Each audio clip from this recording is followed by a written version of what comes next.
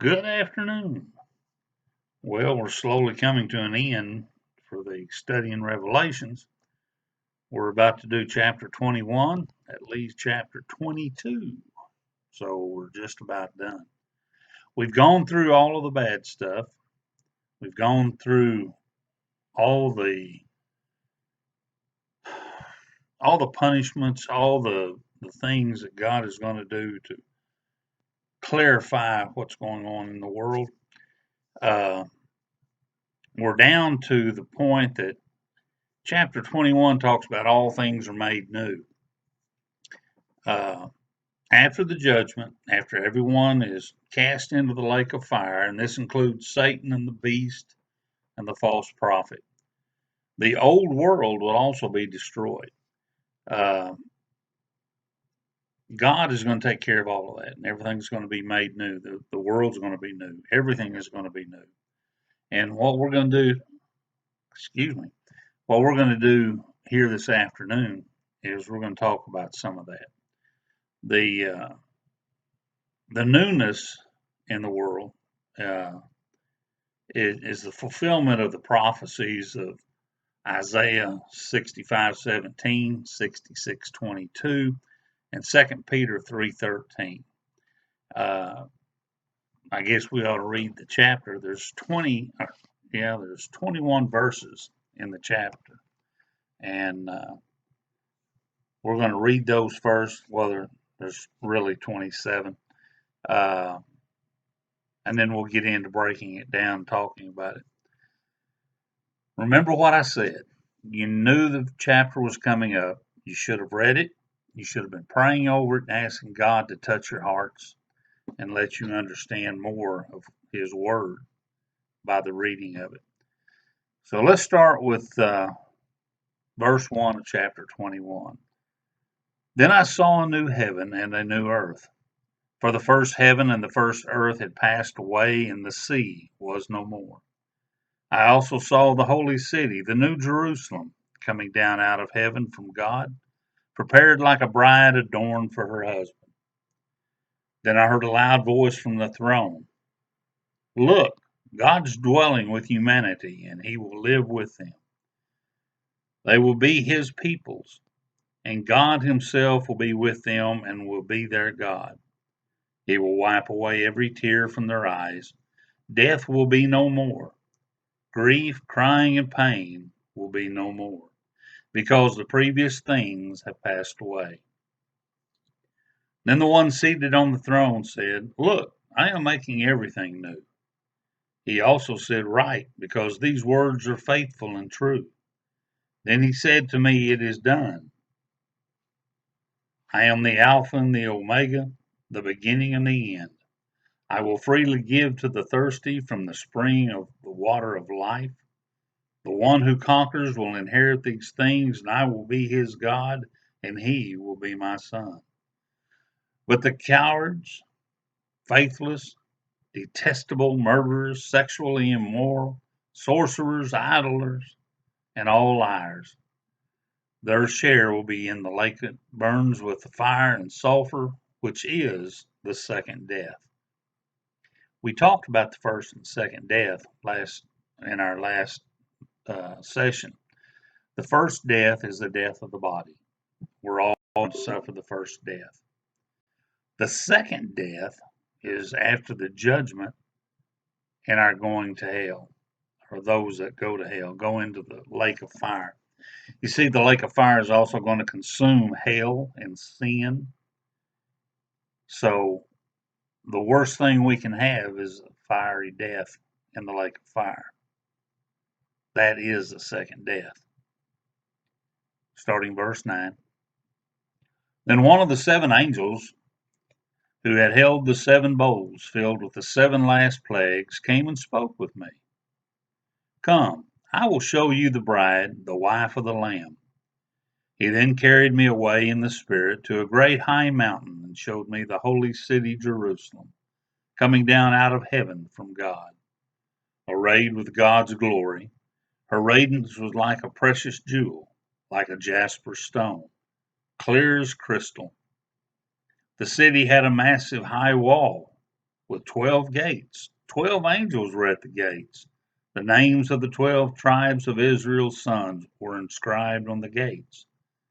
There were 3 gates on the east, 3 gates on the north, 3 gates on the south, and 3 gates on the west. The city wall had 12 foundations, and the 12 names of the 12 apostles of the Lamb were on the foundations. The one who spoke with me had a golden measuring rod to measure the city, its gates, and its wall. The city is laid out in a square. Its length and width are the same. He measured the city with a rod at 12,000 stadia. Its length, width, and height are equal. Then he measured its wall, 144 cubits according to human measurement, which the angel used. The building materials of its wall was jasper, and the city was pure gold, clear as glass. The foundations of the city wall were adorned with every kind of jewel, and the first foundation is jasper, the second sapphire, the third chalcedony, the fourth emerald, the fifth sarix, the sixth carnelian, the seventh chrysolite, the eighth beryl, the ninth topaz, the 10th chrysoprase, the 11th jacinth, the 12th amethyst. The 12 gates are 12 pearls.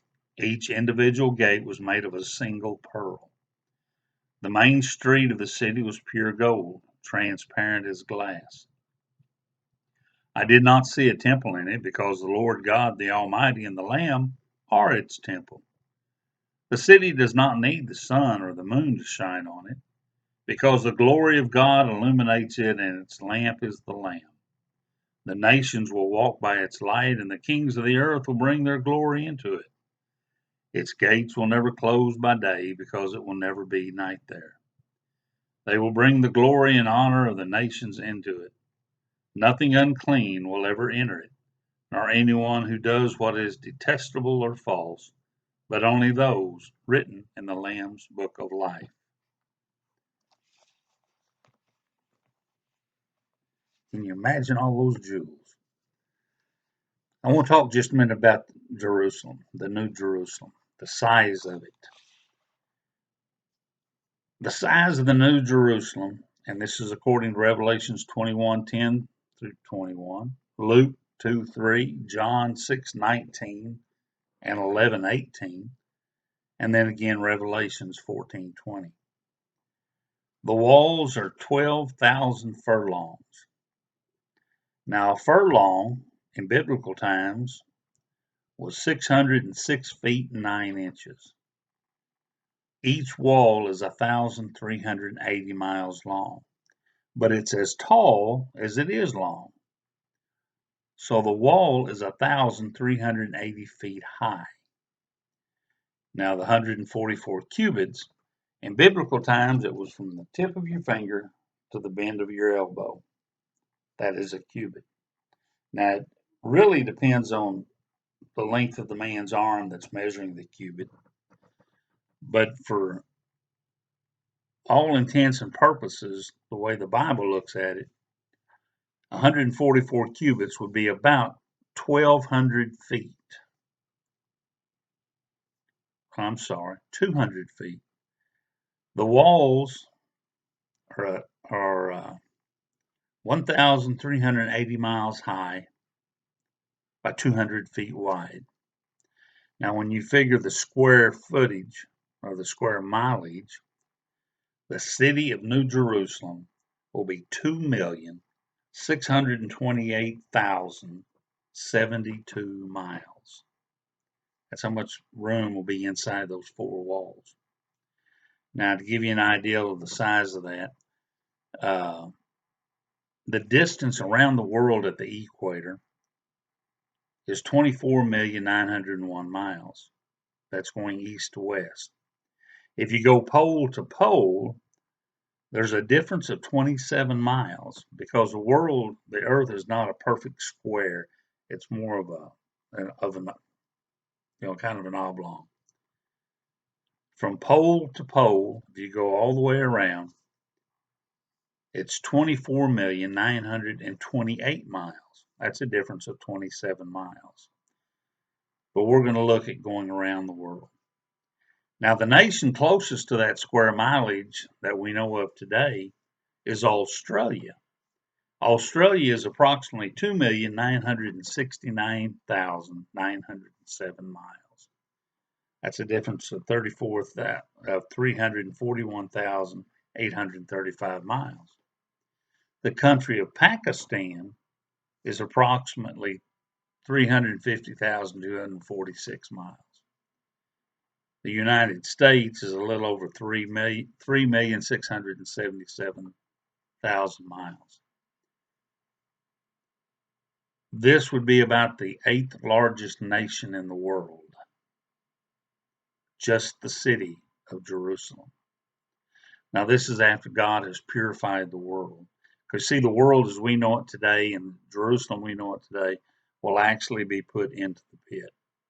It's going to go away. It's going to disappear, and God's going to renew it. So we think about a city. How is there enough room in a city for all the billions of Christians through history? I think there'll be plenty of room. I do believe there'll be plenty of room. Like I said, the newness of the world, that's after the world's been destroyed. The newness and its fullness and its fulfillment it's named. It's named in the prophecies of Isaiah 65:17 and 66:22. And then again, it's in 2 Peter, or as our president would say, 2 Peter 3:13. The newness has already begun in the life of the believer. Now, when we say newness, we're talking about our new glorified and purified bodies being there with our spirits.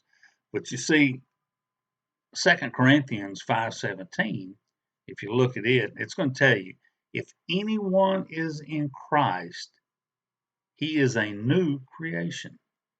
So your spirit has already started that newness that's going to come with the New Jerusalem. It's already begun in our lives as believers. That's kind of exciting because we're already started. We're already part way there. The rest of it has to be taken care of as we get there, but we're already part way there. In verse 3, we talk about the dwelling among men, about Christ dwelling among men.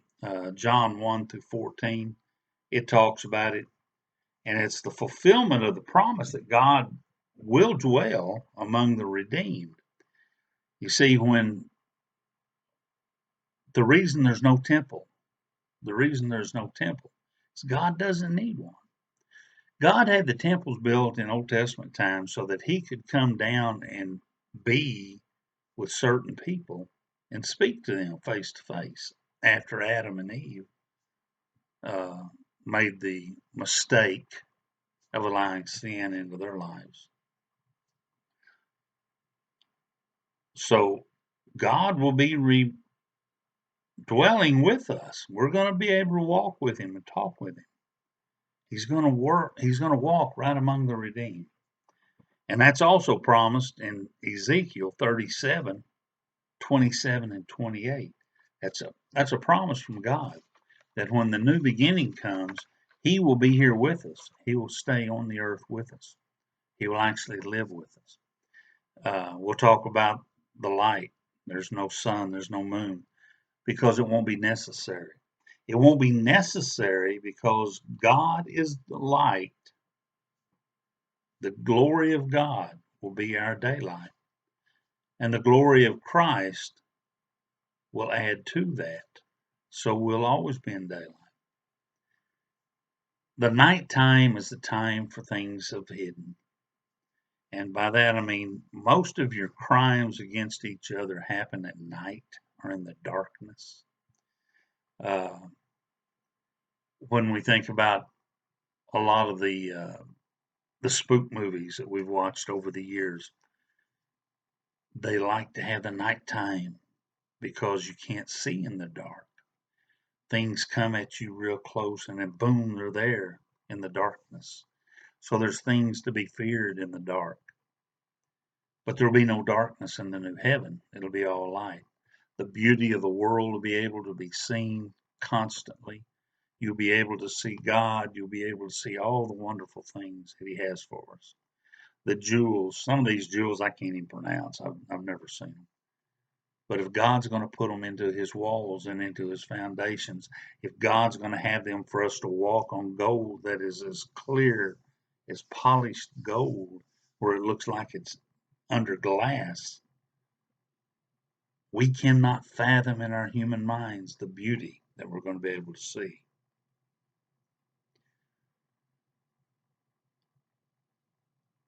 In verse 4 and 5, it talks about wiping away the tears, the fulfillments of a promise that is in chapter 7:17 in the book of Revelations. There's going to be no more death or pain. That's added to the promise of no more hunger, no more thirst, no more scorching heat. We will have the sun, we'll have the warmth of the sun, but it won't be a scorching heat. We just got through experiencing several days in the high 90s with the humidity terrible, makes the heat awful, unbearable. And we're probably going to see more and more of that through the summer. The only thing I take makes your pool warmer so you can get in it and enjoy it more, I think. But we're not going to have to experience that. In 1st and 2nd Corinthians, both chapter 5, verse 17, and those two, they echo the words, former things have passed away. And in the eternal state, God will make all things new.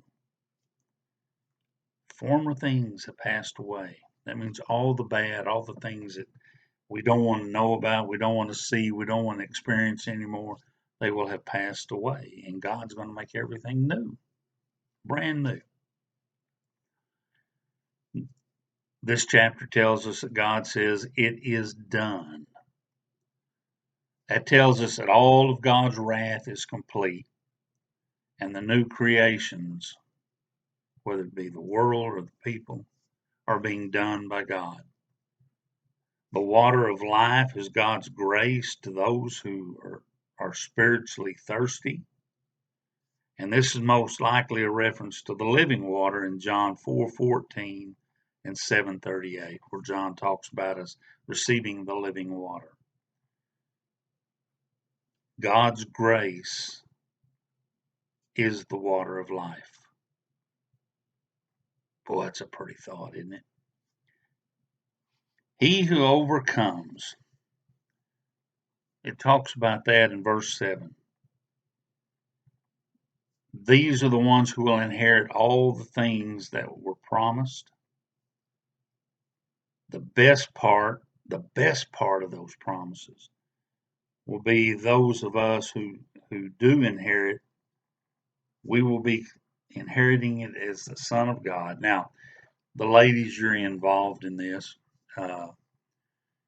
You see, in biblical times, a son, the first son, inherited everything that the father had. We will all be the first sons. We're going to inherit everything that Father has for us. We're all going to be able to receive it. It's not going to be this one and us sit back and watch. We're all going to get a part of it. It's going to be as though we are the only son, the first son, and we're receiving the inheritance of God that He has for us.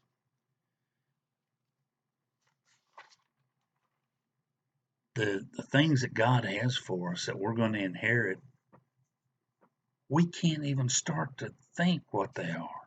These are such a great thing. You see, we're not going to be having anything to do with sinful people anymore. God, the reason there's an angel at each gate, I believe these angels are there at each gate to welcome us, but to turn those who have not been put in the pit yet to ensure they don't come in. Because God is not going to allow any of that, none of it, to come into him within these walls. The description of unbelievers are listed in verse 8. And these are bound for the lake of fire. Romans 6:23 tells us that they are worthy of endless death. And it's also mentioned in 1 Corinthians 6:9. Endless death. That's what they will have in the pit of fire, in the lake of fire. Everything that's there.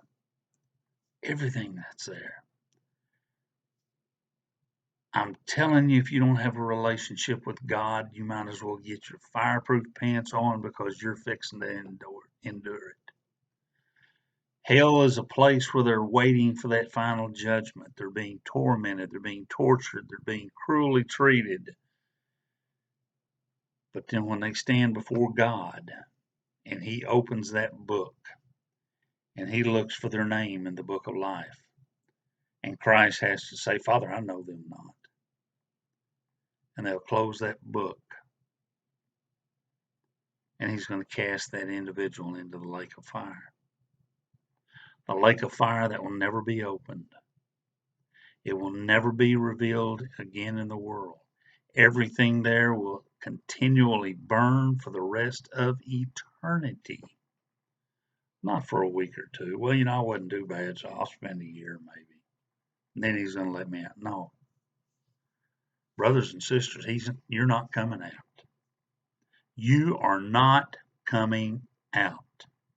Hear my words. Listen to what I'm trying to tell you. If you don't have a relationship with Christ, then you are asking for this death. You might as well step right up and say, kill me now, because my soul's going there anyway. God is your only salvation, and if Christ isn't in your life, if your name is not in that book, you will never be remembered by your family. Those members who are in heaven, you see, I believe that once we get there, no matter who you are to me on earth, if you are not in heaven with me, God removes your memory from my mind for the rest of eternity, and I never knew you even existed. Now, you ask me how I can say that. I say that because there's no sorrow in heaven. There are no tears in heaven. There is nothing there for me to weep over, because you don't exist to me. Those things I would have to experience if I knew you were in hell, and God's not going to allow that.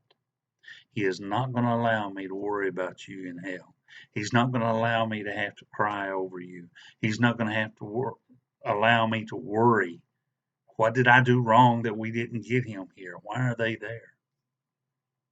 You see, he's going to remove that from our minds, because joy and love is all we are going to know in heaven.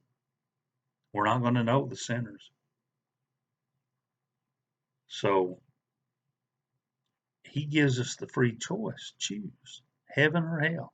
There's no in between.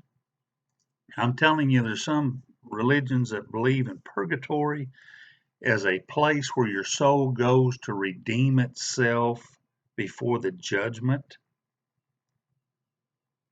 That's a lie. It's a bold-faced, human-created lie given to us by Satan so that we think we've got a way of beating this Christian thing. It doesn't work. The only purgatory you're going to know is living in hell, and at the judgment you're going to the lake of fire. Not the lake of fun, not the lake of ha-ha. Pain, agonizing pain, never-ending pain. Search your heart. Find Christ. Now, talking about the New Jerusalem, the holy city has the glory of God. Like I said, her light is like a precious stone. Jasper, as clear as crystal. The walls, there are 13 gates, 3 in each of the walls, or 12 gates, 3 in each of the walls. Each one has an angel standing there. The gates are named for the 12 tribes of Israel, the original 12 tribes. The wall will have 12 foundations. Are you seeing the 12 here? Though they bear the names of the 12 original apostles. Number 12 is kind of important, isn't it? The walls are measured with a golden rod, not just some reed or stick. They don't have tape measures. I'm lost without my tape measure when I'm doing anything. I measure 15, 20 times and then I go cut, measure twice, cut once. I measure a lot. And as I get older, even if I write it down, I forget what I had. Jerusalem will be a perfect square. Everything equal. The sides, all 4 sides will be the same size. They'll be the same height as they are long. And each one will be 144 cubits wide, 200 feet. That's how wide that wall will be. The jewels, you can read those or I can give them to you. I think you need to read them because I don't pronounce all of them right. The gates are being made of one solid pearl. It doesn't give us the exact dimensions of the gate, but it has to be big enough to allow people in and out at the same time if anyone's stupid enough to go out. But it's a solid pearl. Have you ever seen a real pearl? When it's taken and it rubs on the human skin a little bit, it takes on a sheen, a glow, and it's probably the purest and most lovely white that you've ever seen. Those are the gates. Those are the gates. The streets, polished gold that they're likened to transparent gold. You take gold and you put a real thin coat of something over it. It'll look like glass, a glassy sea. That's what you walk on. That'll be what we're walking on. I can't imagine. We can sit here and we can think, and we cannot imagine the true beauty of all this. We haven't seen true beauty yet. All the beautiful, marvelous things we get to see in this world, the nature that we see, and I think that's some of the most beautiful things we'll ever see. They can't compare to what we're going to see in the New Jerusalem.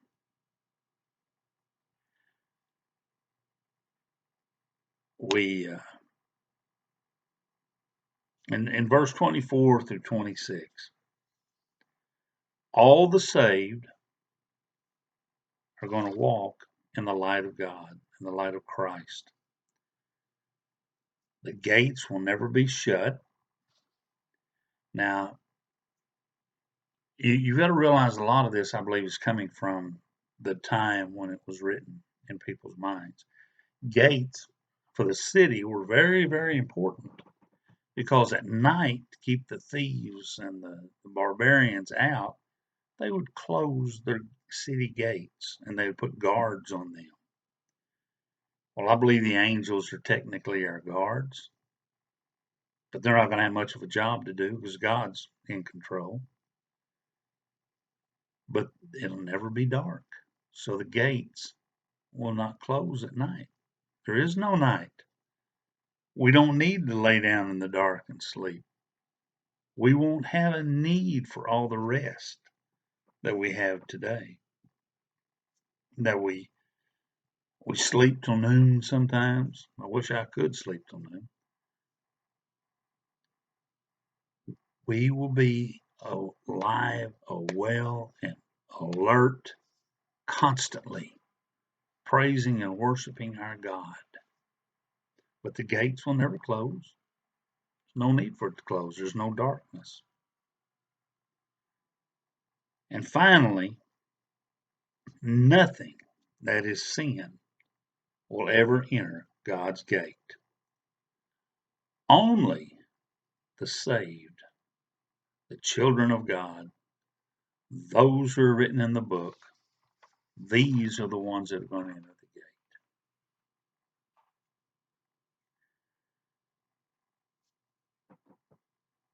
We have come a long ways in the book of Revelations. We've seen all the horrific, terrible things, terrible things that our human mind can imagine. And the way some of this stuff is going to go, we cannot imagine in our human mind how horrifying it is. We've talked about during the 7 years of the tribulation, during the first 3.5 years, how things are going to be marvelous. Everything's going to be great. No world hunger, no world fighting. Everything's just wonderful. Yay. But then after 3.5 years, their color is going to start to come out. The truth of who is leading our nation, who is telling us what we can and what we can't do. His true colors are going to show. And I'm telling you, it's going to be terrible. If I thought I was going to be here, the second I realized that we were in the first part of that time, I would be storing up food items that would last, because I know I've got 3.5 years coming where I'm not going to be able to buy food.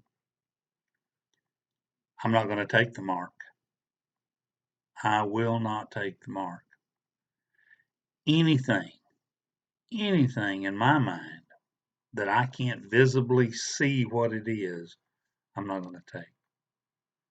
The mark of the beast could be something as small as a grain of rice injected in your hand, injected under the skin of your neck or your cheek or your forehead. The Bible says it'll be in our forehead or in our hand. We don't know what's on that. Well, it's your medical history. You can go anywhere in the world and they can scan that and they got your medical history like that and they can treat you and take care of you. Well, what else is on it? They're not going to show you. They're not going to tell you what is on it. So, friends, I'm not taking it. I'm not doing it. I'm going to try to stay true to my God. And when I get to the gate and I get to the point where He is ready to bring me before the throne and they open that book of life, I want to hear Christ say, Father, He's mine. You have done well, thou good and faithful servant. Now, it won't be you've done perfect, because I'm no way, shape, form, or fashion doing anything perfect. But for God to say, you're mine, and you've done well, enter for your reward. And if that means if I'm here, which I don't believe I'll be here, but if I am here during that time, that's what I would like for God, for me to do. For me to be able to stand before God and say, Father, I fought it. I fought it. I died for it. He already knows. And for Him to tell me that I have done well, that I was a good and faithful servant. You see, there's more to it than just that. While you're on this earth, God has a mission for you. God has something that He wants you to do for the kingdom. It's your opportunity and your job to seek that, to find out what that mission is, and to carry through with it. I don't care how old you are. I don't care how young you are. If you realize God has something for you to do and you don't pursue that, then you're not following through on your part of the plan. I told you before, I believe before we were ever created, God knew who we were. He knew what He wanted us to do on this earth. He knew what our name was going to be, who our parents were going to be, long before we were conceived. And then when we get here, He gives us the opportunity to understand by turning to Him, by listening to Him, by reading our Bible, by praying, and then listen and allow the Spirit to speak to our hearts, and then to follow whatever it is He has in store for us. You know, it's not always preaching, it's not always teaching. It could be something as simple as taking care of His house, something as simple as picking up kids for Sunday school, helping the elderly get to and from church, meeting people at the door and saying, God, we're glad to see you. Man, we are so proud that you're here today. We've missed you and we love having you here. A lot of things we can do for God, a lot of things He wants us to do. So as we prepare for the 22nd chapter and the end of the book of Revelations, I will have that sometime this next week. And I hope that you're getting back into church. Going to church is like anything you do that creates a habit within you. You get into the habit of going, and then when you don't, you feel like you're missing something, something's wrong, you should have been doing something. Get back into the habit of going to church, spending time with fellow Christians, because that builds you. When I was a young man, they told me that going to church was kind of like taking care of your car. And as a teenager, I listened to this. You see, Sunday mornings where you take your car in for diagnostics, and they tell you what we need to do to fix it, to get it, to keep it running top notch. Sunday night is when we start that work. We service it. We make sure you've got the fuel to run through the next few days, that the oil is right, and that everything's tuned up and ready to go, and you can go out and do what you need to do. Well, by Sunday night, you're about out of gas and you're tired, so you go back to church. You reservice that car, you reservice that heart, and get it ready for the rest of the week so that you can come back on Sunday and diagnose what it is God has for you, and then Sunday night start the service all over. It's a habit. It's a thing that we need to get into. If you get up on Sunday morning and you just feel terrible because there's something you're supposed to be doing, but you don't know what it is, get yourself to church. I promise you, God will talk to you. God will ease a lot of things. If you allow the Spirit will guide you and lead you. And you'll find your God. And you'll find what you're supposed to do. Okay. Well, Rita keeps telling me I preach too much. And maybe I do. If you think I'm preaching too much, I'm sorry. If you're going to watch this, you're going to get a little preaching. Because I believe the gospel is where it's at. I believe the gospel is what we need. And it doesn't take much to talk about the gospel. It just takes stepping up and letting God have control, because God will give you the words to speak. So if you'll join me in a quick closing prayer. God bless each and every one of you. I hope this is helping you a little bit. I hope I'm giving you what you'd like to have out of this. And we've got one more chapter. Father, we thank you so much for the day, for the many blessings you give us. Father, we ask you to put a hand upon our government, a hand upon our medical people. And Father, in this time of need, we ask that you put a hand upon the law enforcement and firemen, all those who are out there battling to keep things safe for all of us. And Father, give people a peace that we need to follow you and to listen to your guidance rather than to the crowd and what Satan would have us to do. Protect us, Father. Bring us to church Sunday morning. Allow us to listen to the word and to learn and to love. We ask these things in the name of the Father. Amen. Thank you for being with me. I love each and every minute I get to come to you, and we'll see you soon.